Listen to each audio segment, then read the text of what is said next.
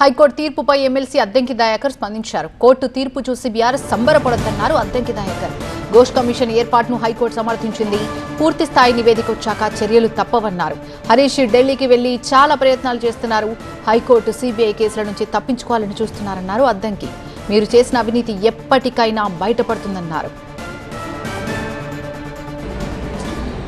Court తీర్పును చూసి మాకేదో మేలు జరిగిందని సంకలు గుద్దుకోవడం బంద్ చేస్తే మంచిది. బీఆర్ఎస్ మిత్రులు,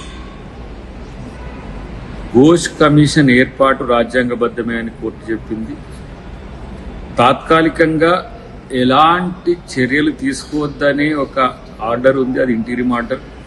రేపు పూర్తి స్థాయి నివేదిక వచ్చిన తర్వాత, అంటే సిబిఐ నివేదిక తర్వాత కానీ కంపారిజన్ సిబిఐతో పాటు ఘోష్ కమిటీ రికమెండేషన్స్ కానీ కంపేర్ చేసిన తర్వాత తుది తీర్పు వచ్చినాక అప్పుడు మీ దొంగతనం బయటపడుతుంది, మీ అవినీతి బయటపడుతుంది. అంతే తప్పితే ఏదో తాత్కాలికంగా ఇది వచ్చింది ఇక మాకు ఇదే సరిపోతుంది, ఇదే ఫైనల్ రిపోర్ట్ అని అనుకుంటే పప్పులో కాలేసినట్టే.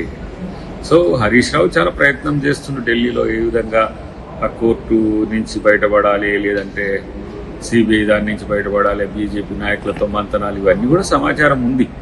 కాబట్టి అవినీతి చేసి తప్పు చేసి తప్పించుకుంటామనే ఆలోచనను బంద్ చేయండి. ఎప్పటికైనా అది బయటపడేది. కాళేశ్వరం కూలింది వాస్తవమే. అన్నిటికంటే ముఖ్యంగా మీరే ఒప్పుకున్నారు 2 పిల్లలు కూలితే, మూడు పిల్లలు కూలితే. కాబట్టి ఆ కూలియేటట్టుగా కట్టింది ఏందో, దాని వివరాలు ఏందో, దాని టెక్నికల్ అవన్నీ కూడా ఎంక్వైరీలో తెలుస్తాయి.